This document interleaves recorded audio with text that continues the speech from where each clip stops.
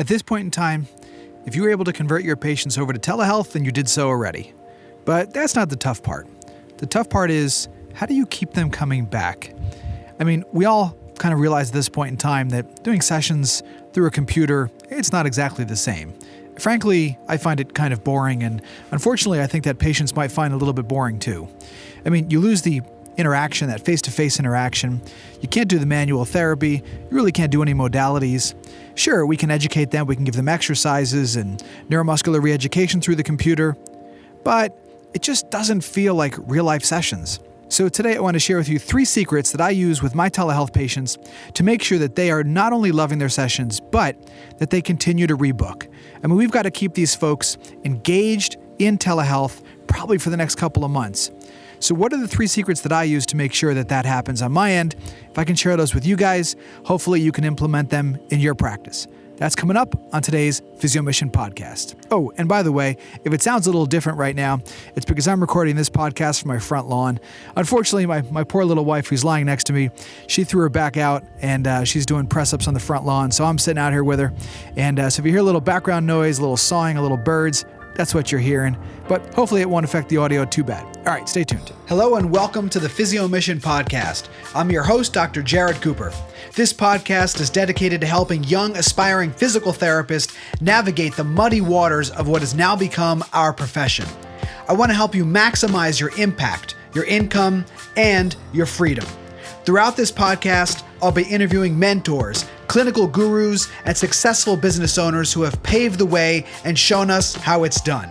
Along the way, I'll also be sharing with you some secrets to my own success and how I started a private practice from scratch, developed an amazing team, and built and grew it to a 7-figure business. So without further ado, let our mission begin. All right, secret number 1 is the reframe. Now, it's important to understand that when patients come to physical therapy, in the first place, they have a certain idea about what their experience is going to be. Even if they've never had physical therapy before, they still have some idea about what it is from what they've heard or what they've seen. And while they have misconceptions about what it actually is, they have conceptions. They have some idea about what to expect. Telehealth, they have no preconceived idea. I mean, honestly, they don't understand it, and most of us don't understand it until we've actually done it ourselves. And we're all learning as we go. If you've never done telehealth before, we're figuring this out as we go. So because your patients have no preconceived notion about what telehealth is, it's important that we frame it for them. Now, a frame or a pre-frame or a reframe, the concept of a frame is very simple, is that if you put a piece of art up on a refrigerator in Brooklyn, it's going to be worth about, the paper that it's printed on. You take that same picture and you put a golden frame around it and you stick it in the Museum of Modern Art in New York City, and all of a sudden that picture is worth $1 million. And the only difference between those two scenarios is the frame. And so framing something really is about affecting someone's perception of it. Now, some people call the concept of pre-framing manipulative because it is originally part of neurolinguistic programming and is meant to sort of like change someone's mind or perception. But really, if you think about it, most of what we do as therapists is about changing perception. Patient comes in thinking they can't do something. Our job is to make them believe that they can. Is that manipulation?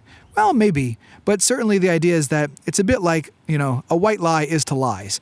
The point of it is to give somebody a positive impact and to help them, even though it is about changing their mind and giving them a more positive spin on things. Manipulation isn't necessarily a bad thing, so long as the purpose of the manipulation is to help somebody. And we call that persuasion. So let's go ahead and learn how to pre-frame or reframe our telehealth sessions with our clients in such a way that makes them understand that the whole point here is we want to do more than just a couple of visits where we just show them a couple exercises and basically that's it. I mean, that would be simple, but that's very small-minded in thinking. A much better way to think about telehealth is a little bit the way I think about physical therapy as a whole. Our job as physical therapists isn't necessarily just to put somebody up on a rack and, tighten a few screws and fix the problem. It's really to create a partnership. So through telemedicine, how do we create a partnership with our patients? How do we do that? We have to help them to understand that the telehealth sessions are more than just fixing their problem. In fact, we have to look at this as an opportunity. I have been explaining to my patients very early in the process that one of the benefits of telehealth is that I don't have to just focus on your problem. And that's actually very liberating. I can actually design a customized exercise program that they can do at home. We can design a rehab program, a stretching program, a cardio program, a strength program. And by getting into all these other areas, it really expands what it is that we're doing together. We can even talk about some lifestyle changes, nutrition, and mindfulness. All of these different things, a very holistic approach, I don't have time for in the clinic because, I get the 25, 30 minutes with a patient because we book every, half an hour. And all of a sudden that patient they're off.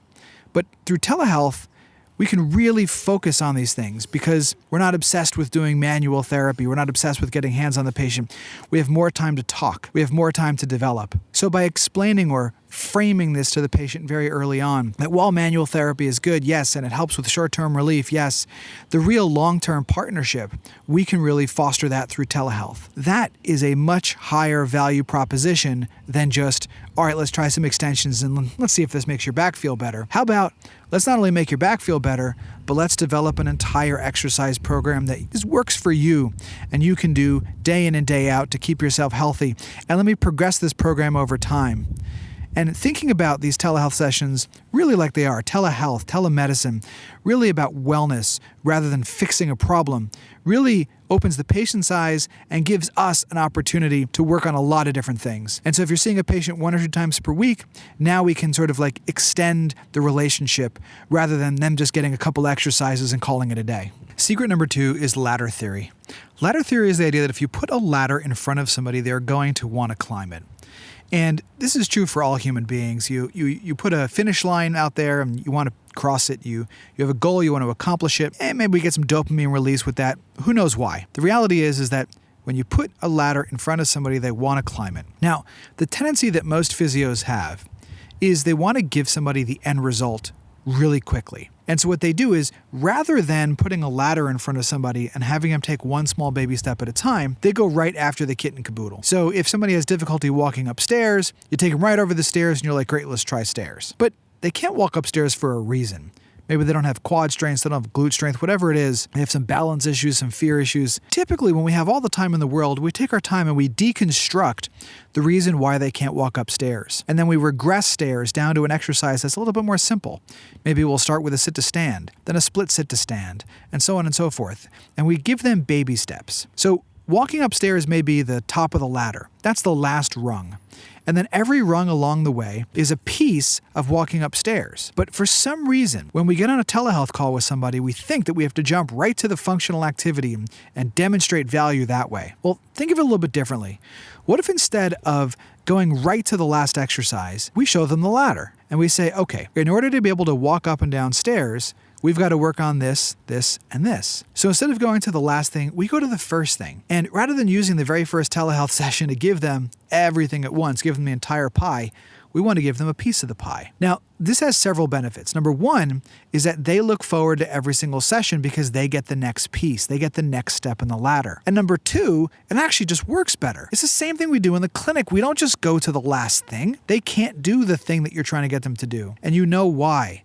And you want to give them piece by piece and build it up step by step. It makes them feel more confident because they're being successful every step of the way rather than just going right to the thing they can't do and then they just can't do it. And so if you give them a vision of what the ladder looks like, okay, we have to do this first, this next, and then this, and then this, and then we'll be able to go to stairs. Now there's a ladder. They want to climb it. They want to get to the end result. And the benefit is for you is that now you can do multiple sessions with this person as opposed to just one session where you teach them how to forward lean on a step. Now you've created a place to go. You've created a yellow brick road that the patient can walk down and see success at the very end. And that essentially is a plan of care. Secret number 3 is future pacing. Now, future pacing is another NLP concept that I use a lot, and it ties into the lateral concept. So if I get off the video call with a patient and they don't know what I'm going to work on next time, they have nothing to look forward to. And they just think, okay, I guess I got everything I needed. Future pacing is the idea that you want to give somebody a vision for the future and you want to show them that vision and have them look forward to that vision so they know what to expect. They know what's next. In other words, if they're on rung number 3 of the ladder, you want to show them rung number 4. And at the end of every single session, you must say to them, here's what we're going to work on next time. That one phrase is the most important phrase that you can use at the end of every session. Here's what we're going to work on next time. If the patient knows what you're going to work on next time, they have something to look forward to. They understand that they do not have every piece of the puzzle that they need. They just have one piece or 2 pieces, and there's more to come. If they feel like there's more to come, there's always room to grow. But if you think about it, patients come in, they can't walk upstairs, they can't get out of a chair, or maybe they had an injury and they can't single leg squat anymore, or they can't throw a ball, and you've got so much to offer them. And in their mind, physical therapy, bare minimum. Okay, great, I can throw a ball again now. Yeah, but how far can you throw? How fast can you throw? Can you climb the monkey bars? Can you do a handstand? If these are things that somebody wants to be able to do, they might not even think that you can give them those things. So if you're constantly showing them the next rung in the ladder, and you're constantly rebuilding the ladder and saying, no, look where we can go, look where we can go, that is the way to keep patients engaged in physical therapy in the long term. That will help us to keep patients on our schedule through May, June, July, whatever it takes to get through this COVID situation. We can get patients back in the clinic and doing what we love best, which is in-person physical therapy, where we can incorporate all of our skills all together. So I hope that podcast was helpful. Number 1, remember to reframe the entire process of telehealth.